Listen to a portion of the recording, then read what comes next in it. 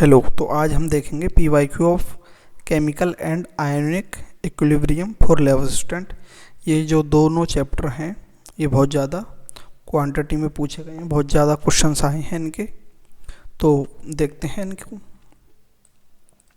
ठीक है, ये 2016 में आया था। At the particular temperature and pressure the solid and liquid phase of pure substance can exist in equilibrium. Which of the following define this temperature? इसका मतलब है, ये क्वेश्चन बोल रहा है कि सॉलिड टू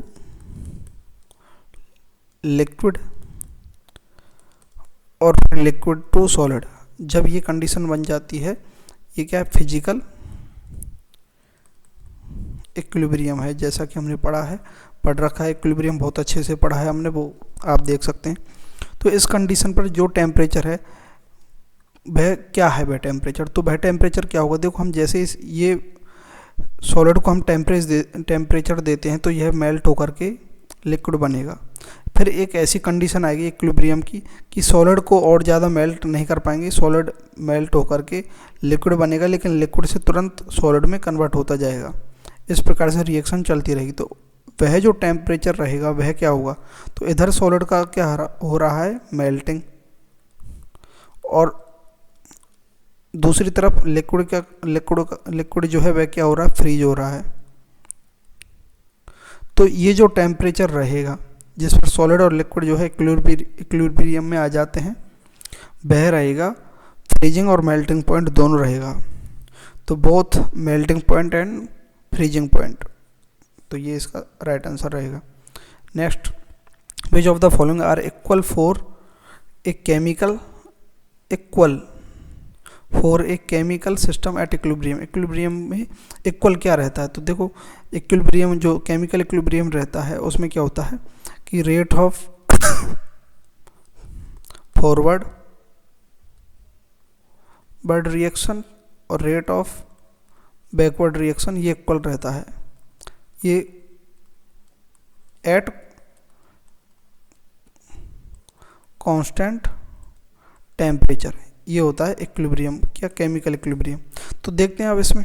तो concentration of reactant and product, reactant और प्रोडक्ट की कंसंट्रेशन जो है इक्विलिब्रियम पर क्या होगी? क्या इक्वल रहेगी? तो ये इक्वल हो भी सकती है, रिएक्टेंट की ज़्यादा हो सकती है या प्रोडक्ट की ज़्यादा हो सकती है, इक्वल भी हो सकती है, ये कोई सी भी कंडीशन बन सकती है। लेकिन अगर इससे जो है इक्विलिब्रियम डिफाइन नहीं हो सकता, तो ये वाली कंडीशन तो नहीं बनेगी। ठीक है, इक्विलिब्रियम के लिए ये तो इक्वल हो भी सकती है, नहीं भी हो सकती है। The rate of forward and reverse reaction, ये इक्वल रहेगी, तो हाँ, ये जो है इक्वल रहेगी। नेक्स्ट है the rate constant for the forward and reverse reaction. नहीं, रेट कांस्टेंट जो है वे तो इक्विलिब्रियम का रेशो होता है। ये तो rate constant of forward reaction upon rate constant of backward reaction is equal to equilibrium. तो ये तो नहीं होगा, इस कारण से ये होगा। ठीक है, फॉरवर्ड और रिवर्स रिएक्शन इक्वल हो जाती हैं किसमें? इक्विलिब्रियम में। इसका आंसर ये रहेगा। Next, by the addition of argon gas to the system 2H plus 2HI जो है वो किस में हो रहा है? H2 प्लस I2 के अंदर। The degree of dissociation of HI will B. तो हम आर्गन गैस ऐड कर रहे हैं तब क्या होगा? तो हमने देखा था इनर्ट गैस ऐड करने पर क्या होता है? इनर्ट गैस एडिशन ली चार्टलीज प्रिंसिपल में देखा था। तो इनर्ट गैस अगर हम ऐड करेंगे किस पर? कांस्टेंट वॉल्यूम पर। ठीक है तो इसमें जो है कोई भी चेंज नहीं होगा, नो चेंज। ठीक है, और अगर हम कांस्टेंट प्रेशर पर करते हैं तो चेंज होगा। कांस्टेंट प्रेशर पर अगर गैस ऐड करेंगे तो प्रेशर क्या होगा? इंक्रीज होगा और वॉल्यूम डिक्रीज होगा। तो उस कारण से रिएक्शन किधर जाएगी? रिएक्शन जाएगी जिधर नंबर ऑफ मोल्स गैस के तो by the addition of the degree of dissociation HI will be. ठीक है, गैस ऐड करेंगे तो प्रेशर क्या होगा? कांस्टेंट प्रेशर पर गैस ऐड करेंगे तो प्रेशर तो क्या होगा, कम होगा, सॉरी वॉल्यूम बढ़ेगा, वॉल्यूम बढ़ेगा तो प्रेशर कम होगा, प्रेशर कम होगा तो रिएक्शन किधर जाएगी, जिधर number of moles of gas ज़्यादा होए। ठीक है, तो इसमें क्या होगा, अब ये जो रिएक्शन दे रखी है वह क्या है, 2HI किस में हो रहे हैं, H2 + I2। लेकिन number of moles of gas कितने हैं, इधर कितने हैं number of moles of gas, 2 हैं, और इधर 1 और 2, इधर भी 2 हैं। तो number of moles of gas तो इक्वल हैं दोनों साइड, तो इसमें जो है दोनों जो है काम नहीं करेंगे, ना तो कांस्टेंट वॉल्यूम ना ही कांस्टेंट प्रेशर पर। ठीक है, तो इसमें ये तो सप्रेस या इंक्रीज या डिक्रीज इनका तो कोई मतलब ही नहीं है। ठीक है, तो no altered at both constant pressure and constant volume. ठीक है, next, the compound whose aqueous solution has lowest pH. कौन सा कंपाउंड है जिसकी पीएच लोएस्ट होती है, तो ये साल्ट है, ये भी साल्ट है, ये भी साल्ट है, ये भी साल्ट है, ये साल्ट दे रखें। तो इन साल्ट का क्या करेंगे हम, हाइड्रोलाइसिस करेंगे, हाइड्रोलाइसिस। तो देखो NaNO3 का अगर हाइड्रोलाइसिस करते हैं तो इसका तो हाइड्रोलाइसिस नहीं होगा, क्योंकि अगर हम देखें NaOH + HNO3 इनको मिलकर के ये साल्ट बनता है NaNO3। तो ये क्या है, स्ट्रॉन्ग एसिड है, स्ट्रॉन्ग बेस है, और ये क्या है, स्ट्रॉन्ग एसिड है। तो इन दोनों के कारण ये हाइड्रोलाइसिस नहीं होगा, इसका जो पीएच है वह नियरली 7 रहेगा। ठीक है, नेक्स्ट है ये Na2PO4। इसका अगर हाइड्रोलाइसिस करते हैं तो ये क्या आता है, NaOH + H2PO4 ये मिलता है। तो इसमें क्या है, ये स्ट्रॉन्ग एसिड है और ये क्या है, वीक बेस है। तो इसके अंदर क्या है, तो इसकी जो पीएच रहेगी वह क्या आएगी, स्ट्रॉन्ग एसिड है, स्ट्रॉन्ग बेस है, सॉरी ये स्ट्रॉन्ग बेस है और ये क्या है, स्ट्रॉन्ग वीक क्या है, एसिड है। उल्टा लिख दिया मैंने, इसको करेक्ट कर देते हैं, समझने पर ध्यान दें, राइटिंग पर ध्यान न दें। ये क्या है, स्ट्रॉन्ग बेस है, ये क्या है, वीक एसिड है। तो इसमें क्या हुआ, स्ट्रॉन्ग बेस है तो इसकी पीएच क्या होगी, पीएच ज़्यादा होगी 7 से, हमें देखना लोएस्ट पीएच वाला। ठीक है, नेक्स्ट लेते हैं ये NH4Cl। इसका अगर हाइड्रोलाइसिस करवाते हैं तो ये क्या आएगा, NH4OH + HCl। तो NH4OH ये तो क्या हुआ, वीक बेस हुआ, और ये क्या हुआ, स्ट्रॉन्ग एसिड हुआ। ठीक है, तो उस कारण से इसकी पीएच क्या होगी, क्योंकि इसमें स्ट्रॉन्ग एसिड है तो पीएच इसकी 7 से कम होगी। ठीक है, 7 से कम होगी पीएच इसकी। ठीक है, और एक K2SO4 है, K2SO4। तो इसका अगर हाइड्रोलाइसिस करेंगे तो ये होगा नहीं, क्योंकि ये KOH + H2SO4 से बना है, जो strong base and strong acid से बना है, तो ये इसका हाइड्रोलाइसिस होगा नहीं। तो उस कारण से लोएस्ट पीएच जो है किसकी रहेगी, इसकी रहेगी NH4Cl की। ठीक है, समझ में आया ना। Next, the solubility of CA3PO4 का whole twice in water is X mole per litre, its solubility product. तो सॉल्युबिलिटी प्रोडक्ट क्या होता है, KSP = क्या होता है, सॉल्युबिलिटी का जो सॉल्युबिलिटी आती है, सॉल्युबिलिटी ऑफ जो डिसोसिएट होता है उसकी, और उसके ऊपर क्या आता है, कोफिशिएंट का स्क्वायर, और सॉल्युबिलिटी ऑफ B जो भी डिसोसिएट होकर बनता है, कोफिशिएंट का स्क्वायर। ठीक है, ये होता है।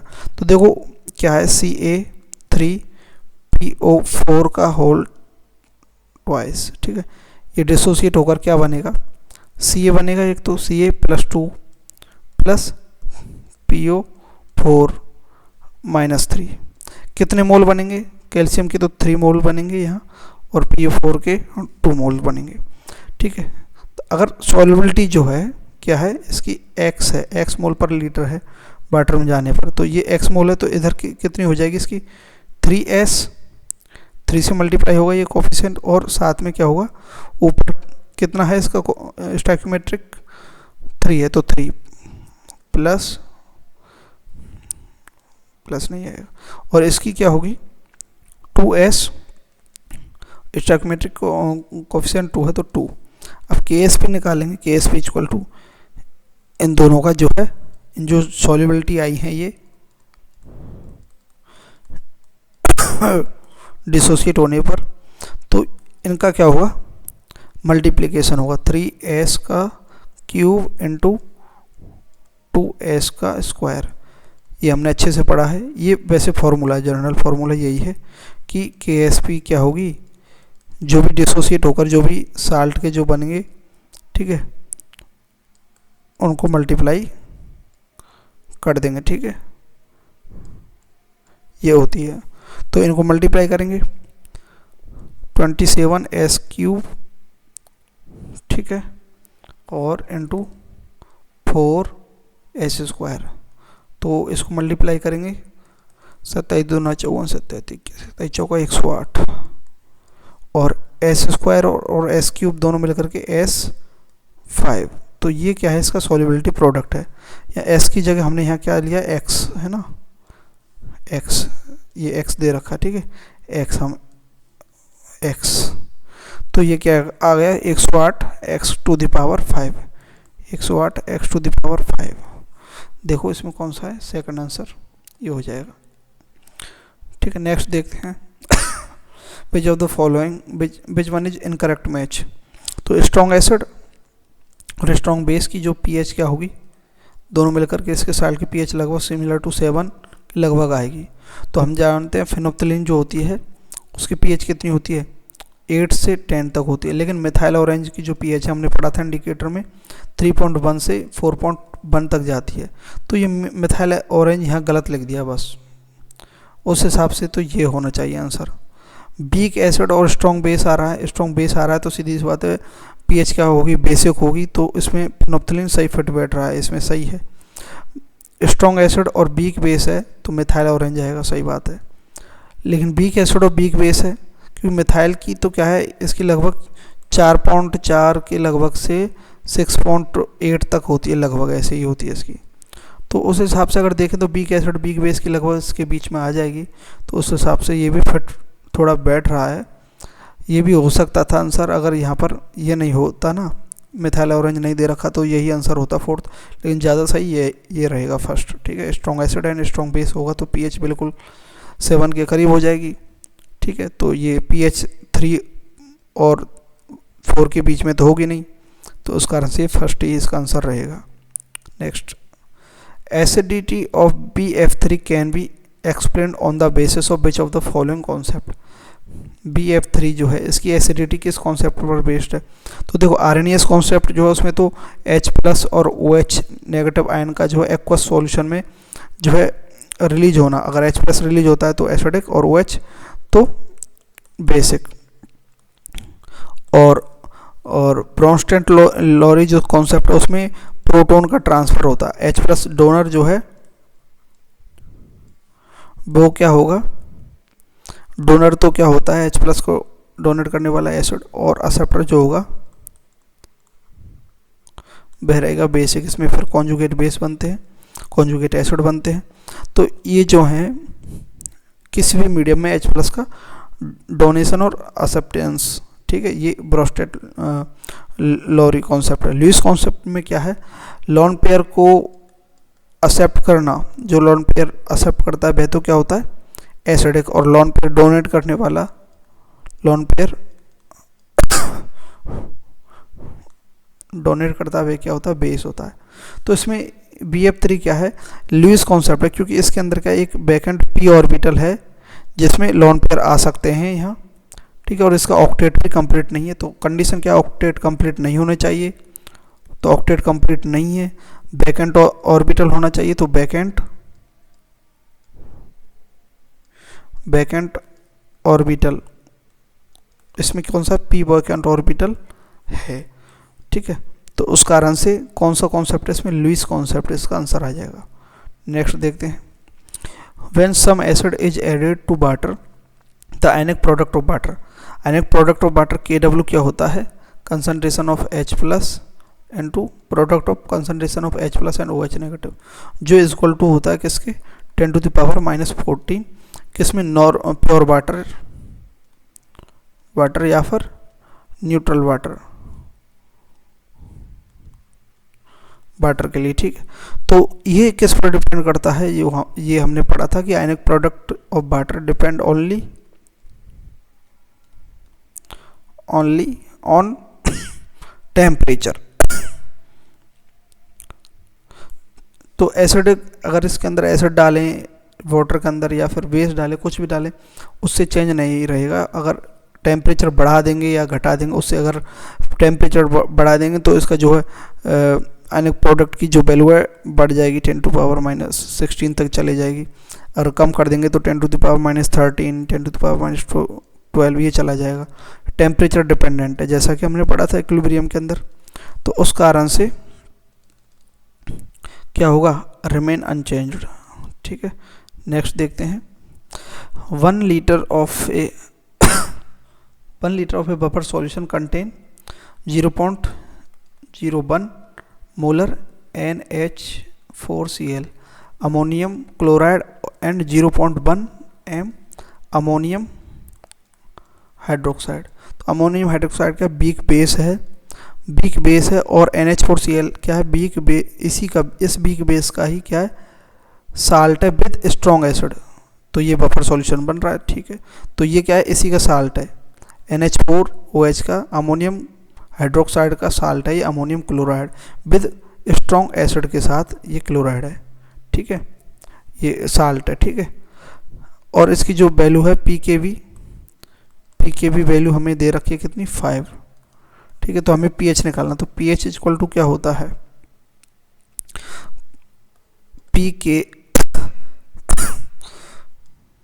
PKb plus log concentration of salt upon concentration of base.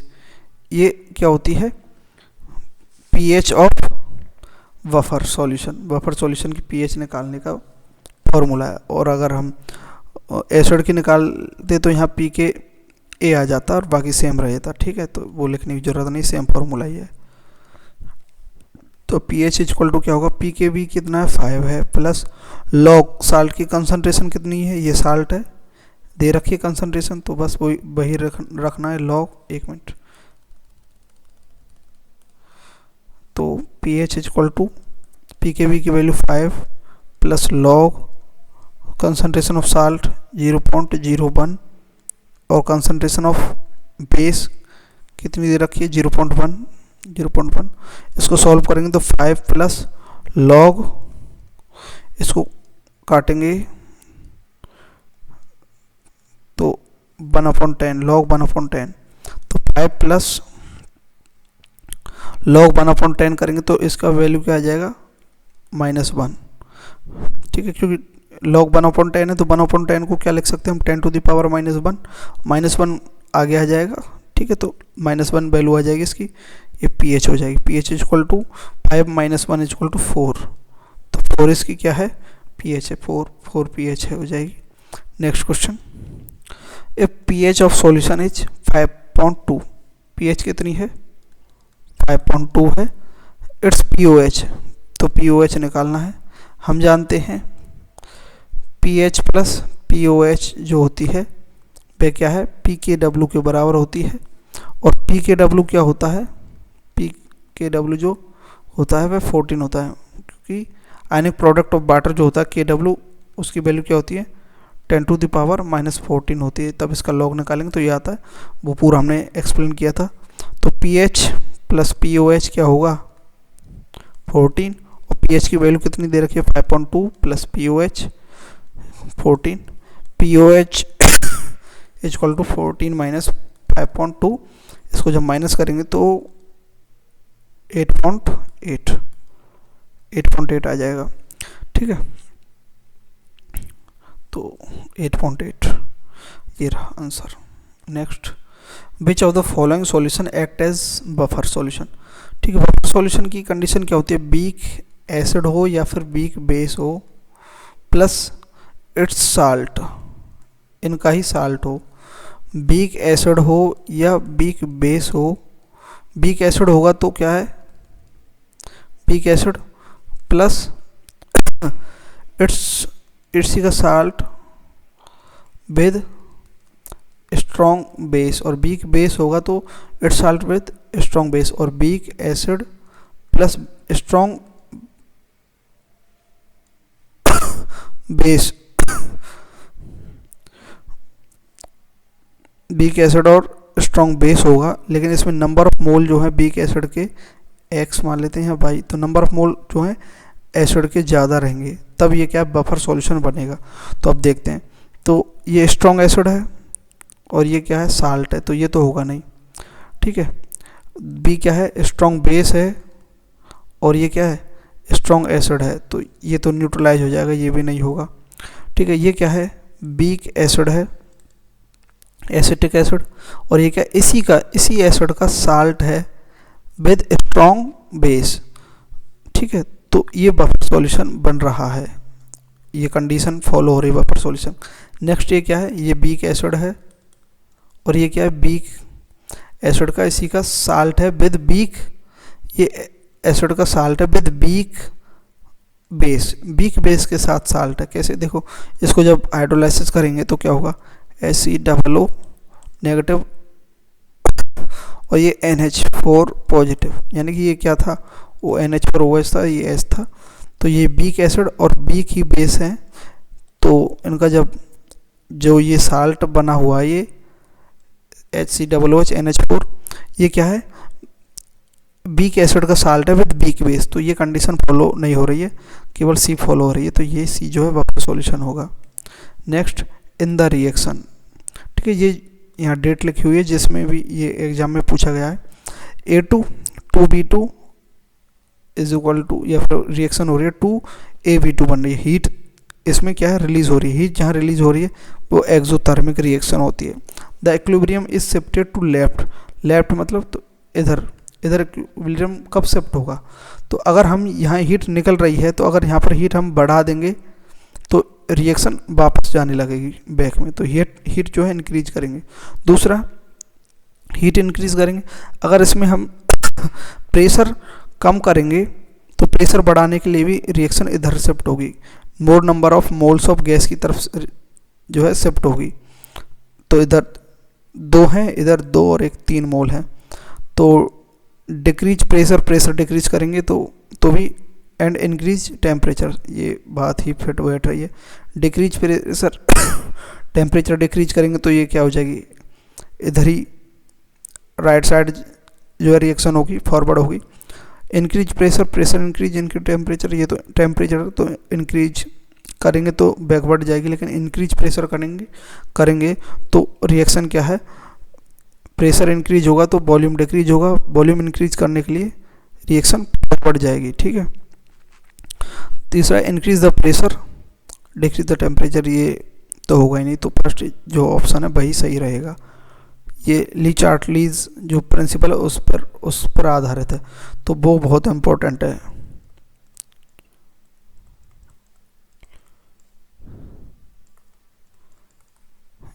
ये जो है 11% में इसके क्वेश्चन ज़्यादा हैं। Next, for the reaction H2 और I2 2HI बनता है, द इक्विलिब्रियम कांस्टेंट K, तो K इज इक्वल टू क्या होता है equilibrium constant concentration of product HI है, इन स्क्वायर में क्या आ जाएगा, इन मतलब पावर में क्या आ जाएगा स्टोइकियोमेट्रिक कोफिशिएंट इसका 2 है, तो 2 अपॉन रिएक्टेंट की कंसंट्रेशन H2 की कंसंट्रेशन और I2 की कंसंट्रेशन, इनका जो है एक ही है स्टोइकियोमेट्रिक कोफिशिएंट, तो वो लिखने की जरूरत नहीं है, तो ये वाला और ये कौन सा है HI2 D।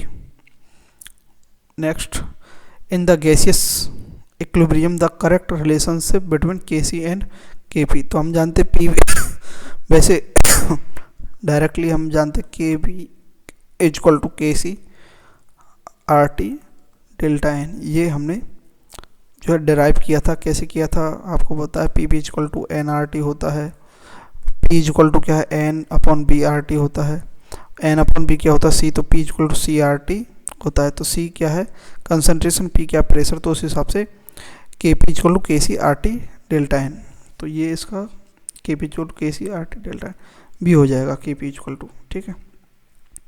Next, which of the following is a buffer. Buffer के बहुत ज़्यादा क्वेश्चन है, इनमें से कौन सा बफर है। तो ये स्ट्रॉन्ग एसिड है और इसी का ये साल्ट है, तो ये तो होगा नहीं।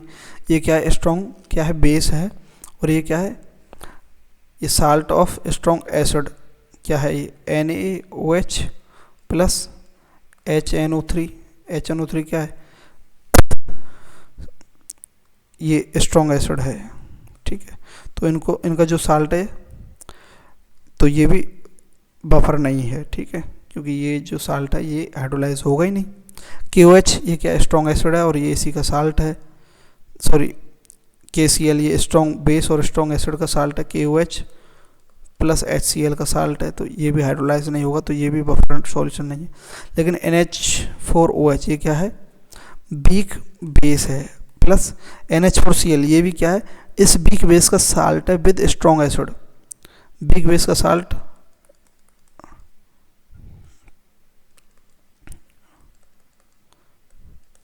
यही तो कंडीशन पड़ी थी, तो ये कंडीशन फुलफिल हो रही है, तो डी इसका ऑप्शन राइट होगा। The pH solution is increase from 3 to 6। pH की वैल्यू जो है 3 से क्या हो रही है, 6 हो रही है। तो कंसंट्रेशन क्या है, H प्लस की concentration, pH is equal to क्या होता है, माइनस लॉग H प्लस की कंसंट्रेशन। pH कितना, 3 is equal to minus log H plus की कंसंट्रेशन। H प्लस की कंसंट्रेशन निकालेंगे तो एंटी लॉग में आएगा, और एंटी लॉग में भी क्या माइनस में, तो क्या आ जाएगा, माइनस एंटी लॉग में क्या आ जाएगा, 10⁻³ ये क्या है, H प्लस की कंसंट्रेशन। लॉग एंटी लॉग हमने पहले देख रखा है और इसमें लॉग आना चाहिए, और सीधी सी बात है 10⁻³ इसकी क्या है, H प्लस की कंसंट्रेशन है। बैक कितने पर जा रही है, 6 तक, मतलब 10⁻⁻6 तक जा रही है। 10⁻³ से 10⁻⁻6 तक पहुंचने के लिए क्या करें, किससे मल्टीप्लाई करें, जैसे 10⁻³ से मल्टीप्लाई कर देंगे तो ये आ जाएगा। तो मतलब ये क्या है, रिड्यूज हो रही है कितने टाइम्स, मतलब नेगेटिव से मल्टीप्लाई हो रहा है तो मतलब रिड्यूज हो रही है, कितने टाइम्स हो रही है, 1000 टाइम। 10⁻³ का मतलब 1000 टाइम, और -3 का मतलब 1/1000, तो रिड्यूज बाई 1000 टाइम्स, ठीक है। तो ये इसका सी इसका आंसर हो जाएगा। फॉर रिएक्शन, ये रिएक्शन दे रखी है, इसमें ΔX ये क्या दे रखा है, mole of product M1 M2 mole of product minus mole of reactant है, तो ये ΔX है।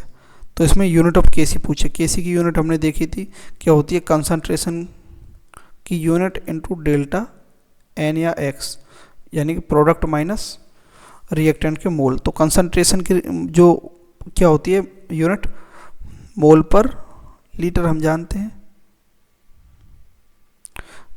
और इधर ΔX हमें दे रखा है, ΔX, तो ये कहाँ है ऑप्शन, ये रहा, मोल पर लीटर, बी इसका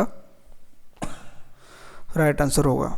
next, H plus ion concentration in aqueous solution, ये रहा, H प्लस की कंसंट्रेशन कितनी दे रखी है, 2 × 10⁻⁻⁴, देन pH वैल्यू, तो pH इक्वल टू क्या होगा, माइनस लॉग H प्लस की कंसंट्रेशन, तो माइनस लॉग इंटू 2 × 10⁻⁴, तो ये क्या आ जाएगा, 10⁻⁴, तो आगे जाएगा तो क्या आ जाएगा, -4, और ये माइनस है तो -4 इंटू माइनस से करेंगे तो +4 आ जाएगा, माइनस log 2 की वैल्यू क्या है, log 2, तो log 2 की वैल्यू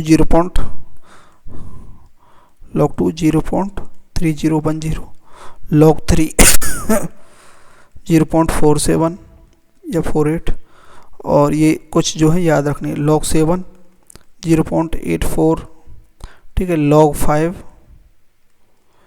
0.69 या फिर 0.7 के अप्रोक्स रहती है, ठीक है।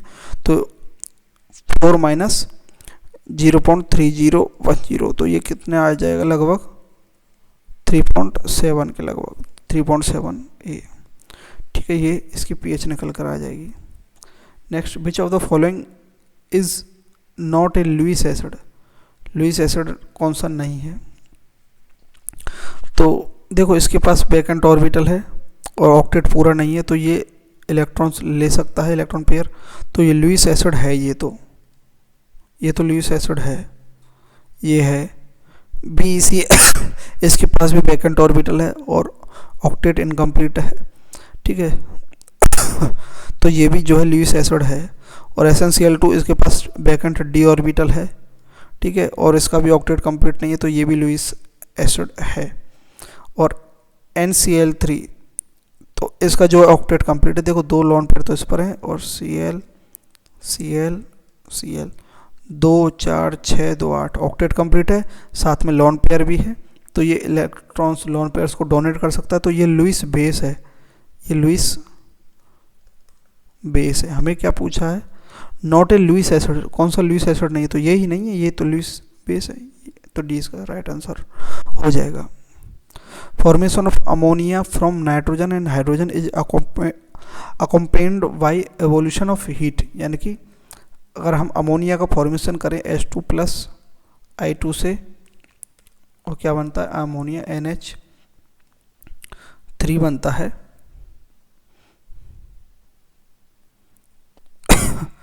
तो ये क्या है, प्लस हीट भी इसके साथ रिलीज होती है, हीट रिलीज होती है। एक मिनट, आई क्यों आ जाएगा, यहाँ गलत लिख दिया।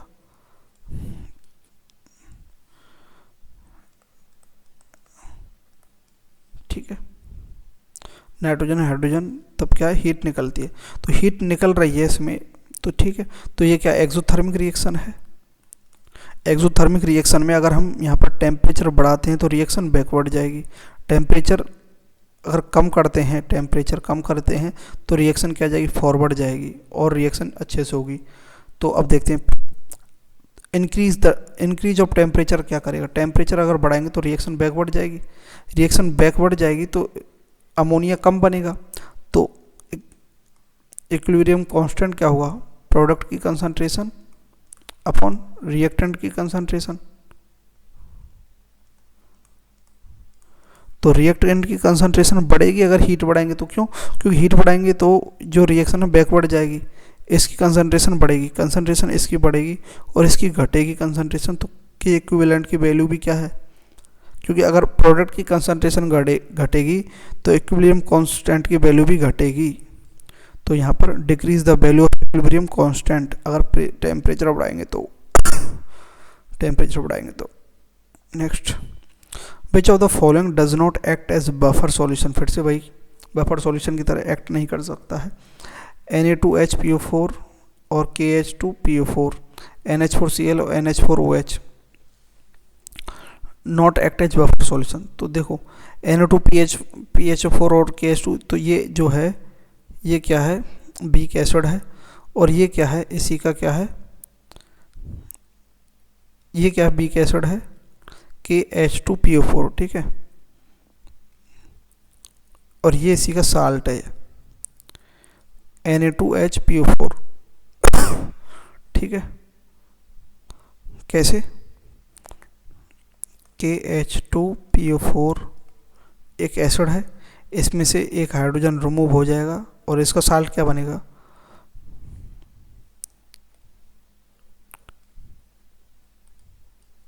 एक मिनट, NH4Cl जो है और NH4OH, NH4OH क्या है, वीक बेस है, और ये क्या है, इसी का साल्ट है, तो ये क्या होगा, बफर सॉल्यूशन होगा। और HCO3 नेगेटिव और CO ये क्या है, ये भी बफर सॉल्यूशन होगा, लेकिन HCl जो है, NH4Cl जो है, ये क्या साल्ट है, और ये HCl स्ट्रॉन्ग एसिड है, तो ये नहीं होगा, सीधी सी बात है, ये नहीं होगा इसमें, ठीक है। और सारे के सारे ये होंगे, ठीक है, ये इसका साल्ट है, और ये जो है ये वीक एसिड है HCO3, और ये इसका क्या है, कॉन्जुगेट बेस है, ठीक है। तो ये सारे के सारे होंगे, ये बफर सॉल्यूशन नहीं होगा, तो इसका राइट आंसर कौन सा होगा, डी इसका राइट आंसर हो जाएगा। ये स्ट्रॉन्ग क्या है, एसिड है, और ये क्या, वीक एसिड का साल्ट है, वीक बेस का साल्ट है, तो ये कंडीशन तो बिल्कुल फुलफिल नहीं हो रही है। Next, thank you. यहाँ तक पहुँचे हैं तो आपका थैंक यू, धन्यवाद। चैनल को सब्सक्राइब कर सकते हैं और कोई दिक्कत आए तो कमेंट में पूछ सकते हैं। नो वन इज़ परफेक्ट, ठीक है। I am just learning, I am a good student not a teacher. और हमेशा अपने आप को एक स्टूडेंट ही मानना चाहिए और सीखते रहना चाहिए। Thank you.